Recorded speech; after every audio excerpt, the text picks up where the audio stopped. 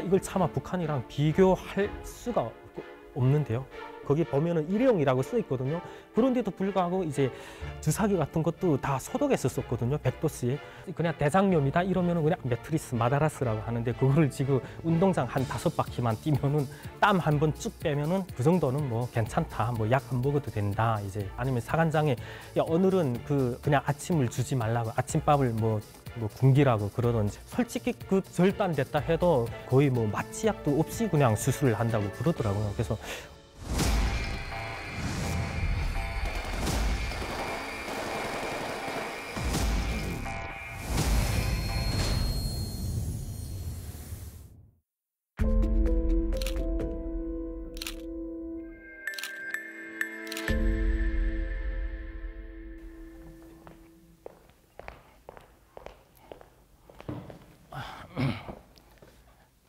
안녕하십니까. 저는 북한에서 당시 287 군부대에서 자동차병 부대에서 위생지도원으로 근무했던 강혜룡이라고 합니다.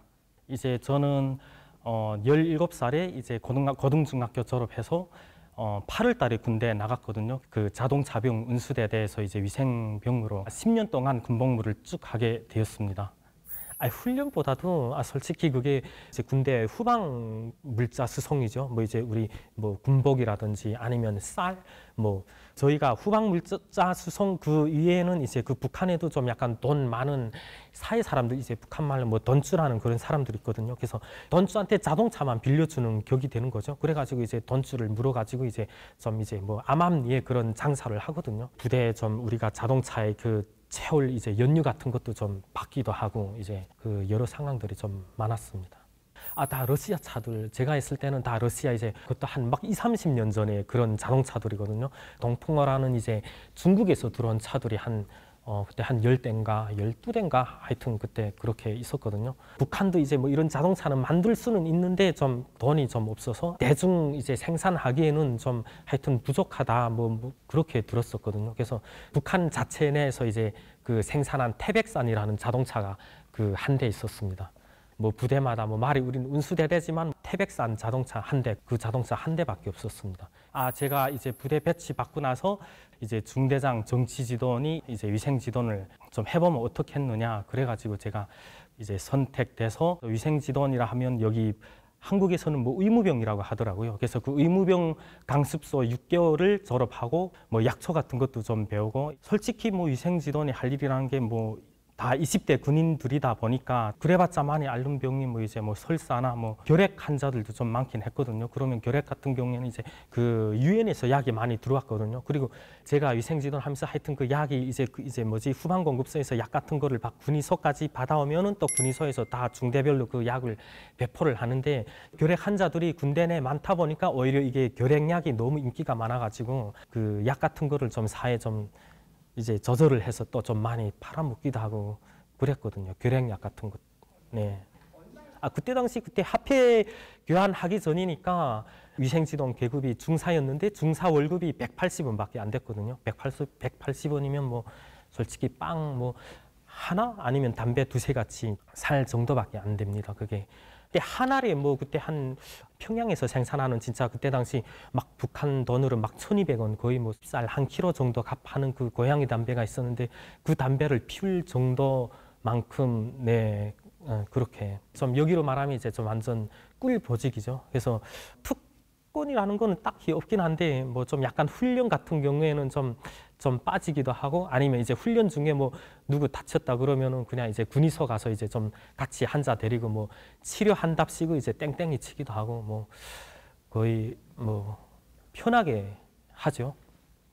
그 무슨 만약에 뭐 예를 들어 피 같은 거 나게 되면 우리가 뭐 훈련하다가 뭐 행군 같은 거 하다가 이제 피 같은 거 나게 되면 그 풀 같은 거를 찧어 가지고 뭐 이렇게 바르기도 하고, 뭐 응급처치로 뭐 아니면은 뭐 솔직히 뭐 설사 같은 거 걸리게 되면 그냥 매트리스 마다라스라고 하는데, 그거를 지금 운동장 한 5바퀴만 뛰면은 땀 한 번 쭉 빼면은 그 정도는 뭐 괜찮다. 뭐 약 안 먹어도 된다. 이제 아니면 사관장에 야, 오늘은 그냥 아침을 주지 말라고, 아침밥을 뭐 굶기라고 그러던지 그렇게 했던 것 같습니다.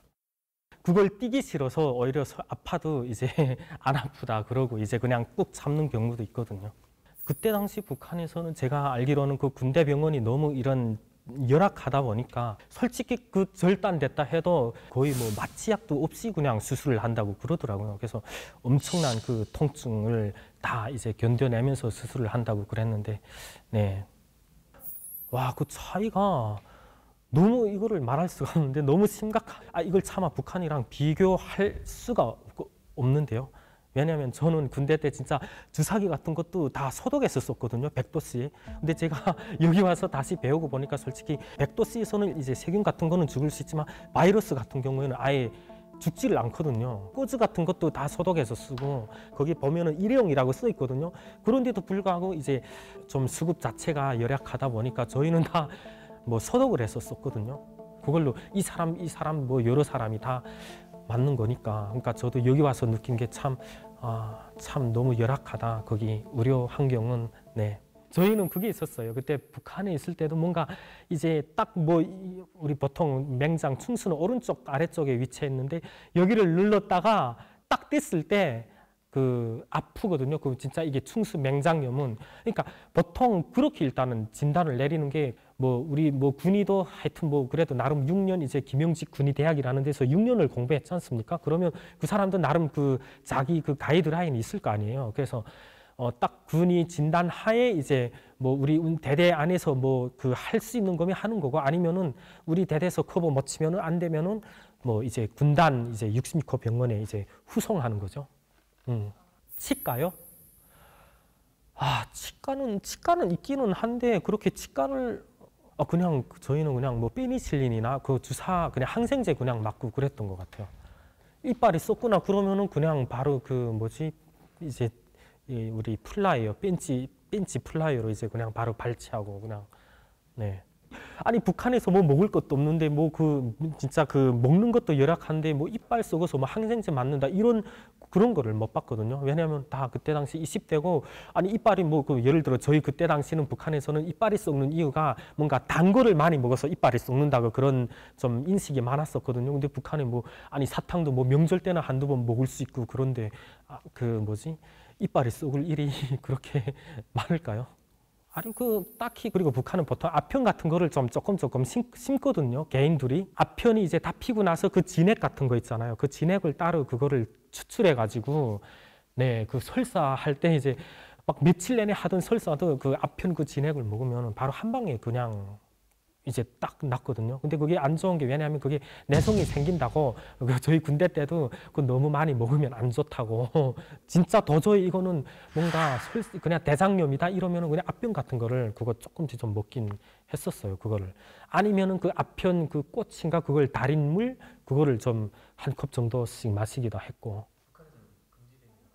아니 근데 뭐 그러니까 제가 있을 당시에는 그걸 거의 뭐 북한 같은 경우에는 다 이런 집들이 다 이런 그 아파트가 아니고 대부분 그 한 요 정도 되는 다 텃밭이 있어요. 그러면 거기 뭐 무슨 이제 제철에 따라서 뭐 시금치도 심고 뭐 가지도 심고 하는데 중간중간에 이제 그 아편을 한 4개 5그루씩 심거든요.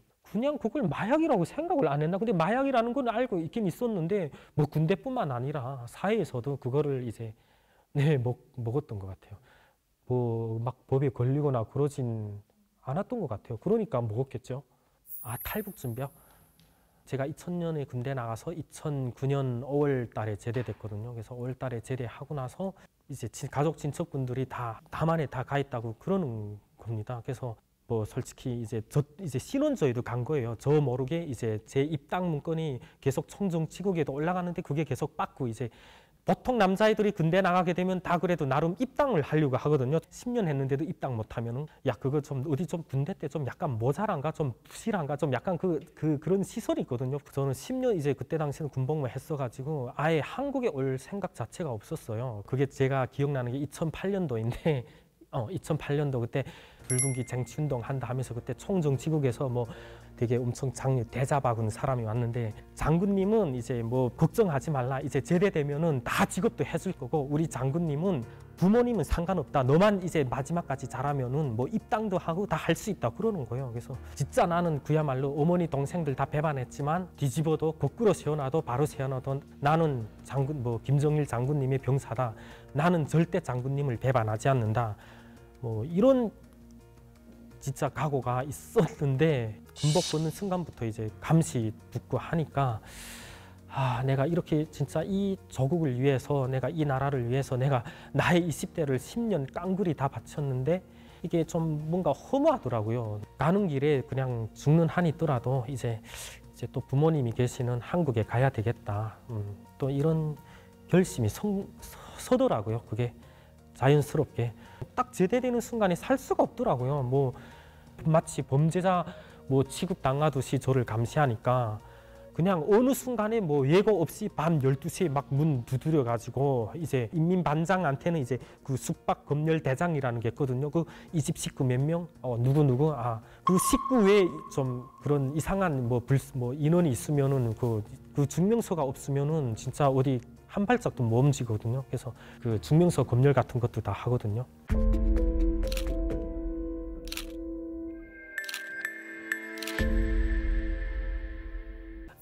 이제 한국에서 어머니 쪽에서 계속 보냈는데 도저히 여기서 이제 못 살겠다 싶어가지고, 왜냐면 뭐 가족들 다 이미 가 있는데 솔직히 북한에서는 군복 입었을 때는 뭐 범의 가죽을 썼다고 그러거든요. 왜냐면 군대 위상이 뭐 그렇게 좀 높다고 봐야죠. 일단은 감시받고 하니까 또 이제 가야 되겠다 싶어서 이제 브로커라고 왔는데 좀 한 50대 그 어떤 좀 나이 지긋한 아저씨가 딱 기다리는 거예요. 그래서 나랑 같이 이제 가면 된다는 거서 이거 가는데 혹시 위험하지 않나? 하여튼 저 엄청 그때 쫄려가지고 그랬는데 10호 초소라고 있는데 3개를 통과했거든요. 근데 그 진짜 10호 초소라는 게 북한에서는 좀 약간 뭐라고 해야 되나? 좀 약간 딱 그 초소 앞에 한 5m 정도 앞에만 가도 이게 막 벌써 심장이 막 떨리고, 그 북한 사람들이라면 아마 다 느끼는 건데, 그 이제 브로커분이 뭔가 증명서 같은 거 보여주더니 이제 그 10호 쳐서 그 단서가는 애들이 딱 보고로 격리를 하는 거예요. 엄청 높은 사람인가 보다 해가지고. 그래가지고 그 10호 쳐서를 3개 넘기고 좀 걸어가니까 구분 집이 있더라고요. 그래서 구분 집에서 이제 막 그 1호 사진이라고, 이제 북한 이제 막 뭐 김일성, 김정일 그 1호 사진 그 막 찍은 사진들이 엄청 많더라고요. 구분이. 그러니까 이제 뭐 정부 이제 사회 뭐 나름 그게 뭐라고 해야 되나, 사회나 군대에서나 나름 좀 약간 좀 그래도 좀 일 잘하고, 아니면 예를 들어 군대에서는 군대를 실려든다면 뭐 전투 훈련 잘하고 뭐 전쟁 대비 뭘 북한 정부에서 봤을 때 이제 당에 충실하고 좀 많이 이바지했다 뭐 이런, 그렇죠. 당연히 그런 사람들은 이제 당연히 이제 뭐 막 평양 가면 이제 막 금수산 기념 궁전 뭐 이런 그 방문 같은 것도 할 수 있고. 하여튼 뭐 저도 나름 북한 군복무 할 때 좀 저 김정일 좀 한번 손이나 한번 좀 잡아보는 게 제 꿈이었거든요. 그때 당시에는 거의 뭐 김정일 손 한번 잡고 뭐 김정일 한번 숟가락 뭐 들었다 놓고 잔 한번 들었다 놨다 하면은 그게 뭐 3대 내려갈 수 있는 뭐 가보라고 할 정도니까 뭐. 그래서 하도 궁금해서 뭐 혹시 직업이 뭐냐 했는데 그런 건 자기한테 묻지 말라고 그러는 거예요. 그래서 이따가 이제 밤 12시에 이제 그분 이제 손 잡고 이제 두만강을 건너는데 11월 7일 날에 제가 넘었거든요. 그 아저씨는 이제 엄청, 본인은 이제 막 장화부터 이제 그 물 하나도 안 새는 꼬무 바지 있잖아요. 여기까지 그 잠살 때 입는 거, 그걸 입고 저는 그 추운 날에 하여튼 그 군복 바람에 그냥 같이 넘었는데, 제 기억에는 두만강 딱 건너니까 그게 아마 연길이었었던 것 같아요. 그게 바로 이제부터는 저 사람 따라가면 된다 하는 거예요. 저한테 그 북한 브로커가. 자동차 이제 승용차 한 3대가 오더라고요. 그래가지고 제 차가 뭐 2번째 설 때도 있고, 아니면 제 차가 뒤로 갈 때도 있고, 하여튼 그때 당시는 왜 이렇게 하나 몰랐는데 그게 아마 공안들 때문에 그랬다고 하더라고요. 이제 잡히면 안 되니까 이제.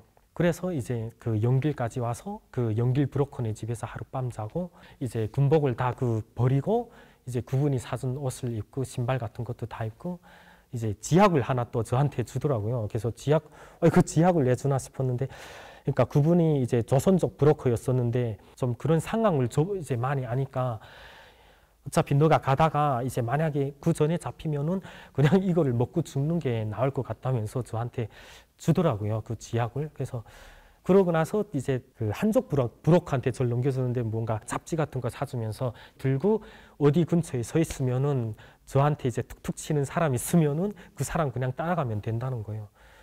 한 하루 정도 있으니까 이제 또 북한 사람들이 한 명, 2명 모이더라고요. 그래가지고 기차를 탔는데 그냥 아무 말도 안 하고 자는 척 하라는 거예요. 그래서 저는 제일 끝에 창문 쪽에서 앉아서 그냥 자는 척 하고 뭐 그러면서 했는데 뭐 그때 뭐 만약에 잡히면은 뭐 어쩔 수 없는 거고, 근데 다행히도 이제 검문하는 게 뭐 대충 하는 것 같아요. 그래서 저한테 뭐 여행 증명서 보자는 말도 없고 그냥 저는 살짝 자는 척 했는데, 태국까지 와서 이제 저 그 메콩강이라는 걸 건넜었는데, 그때 메콩강에 와서 그때는 지약을 바로 그 메콩강에 버렸었던 것 같아요. 그냥 메콩강까지 오면은 거의 다 안전하다고 해가지고 이제 뭐 북한에 다시 북송될 일이 없다고 그러더라고요. 그래가지고 하여튼 태국 그 어딘가 감옥에 저희 수감했었거든요. 거기 한 2, 3일 있으면서 재판까지 받았잖아요. 그러고 이제 또 뭐 하여튼 호송돼가지고 방콕까지 왔거든요. 방콕까지 와서 방콕에서 또 이제 방콕 수용소인가 하여튼 그 수용소 같은 데 있었거든요. 그래서 그 국정원에서 나온 분들이 계셔요. 그래서 다 이제 한 사람씩 거기 조사를 받거든요. 또 나가서 뭐 언제 탈북했고 똑같이 뭐 어떻게 뭐 누구 있고 여기 한국에 누구 있나 그런 조사를 또 받아요. 먼저 국정원 직원분한테. 그러고 이제 저는 이제 다 조사 마치고 나서 이제 그 여권 같은 거를 나눠주더라고요. 그때 12월 16일 날 밤에 새벽에 인천 공항에 도착했거든요. 저는 이제 군복무 했어가지고 그 미 국방부인가 거기서 따로 저는 조사를 받았었거든요. 지도 같은 맵 보여주면서 이제 뭐 저희 뭐 이제 원산에 이제 주요 이제 군 시설 같은 것들 뭐 어디 위치해 있는지, 아니면 그래서 국방부 조사를 한 그때 제가 일주일인가 보름인가 한 일주일 받았던 것 같아요. 그냥 조사라는 게 그거죠. 제 중대에 있을 때 뭐 어떤 거를 했는지, 아니면은 뭐 이제 그때 당시는 제가 너무 제대한 지 얼마 안 됐으니까 생각이 다 나가지고 하여튼 다 썼거든요. 그리고 막 뭐 그런 조사 받고 그러고 나서 이제 다시 국정원에 들어가서, 예, 그냥 국정원에서는 따로 딱히 한 게 없었고 그냥 이제 뭐 그 일가대로 뭐 이제 운동 같은 것도 시켜주고 이제 그 국정원 직원분들이랑 너무 잘 지냈었던 것 같아요. 지금 생각하면 오히려 국정원 하나 온 때가 참 그 편안하고 좋았었던 것 같아요, 그때. 그래도 뭐 나름 내 20대 청춘을 바친 곳이다, 뭐 그렇게 생각하고, 나름 그래도 저는 그 북한에 있을 때는 뭐 나름 조국 보위 뭐 그런 이제 군대에 대한 내가 진짜 뭐 예를 들어 그때 당시에 엄청 통일병사가 되었다 이런 그런 심정으로 일단 했었는데, 이제 한국에 오니까 또 너무 허무하다. 나의 20대를 그냥 진짜 제가 솔직히 한국에서 태어났으면 오히려 지금보다도 더 이제 꿈을 더 잘 펼치지 않았을까 싶기도 한데, 좀 뭐 좋았기도 하고 좀 그런 한국에 와서 보면은 좀 너무 좀 아까운 청춘이지 않았나 싶습니다.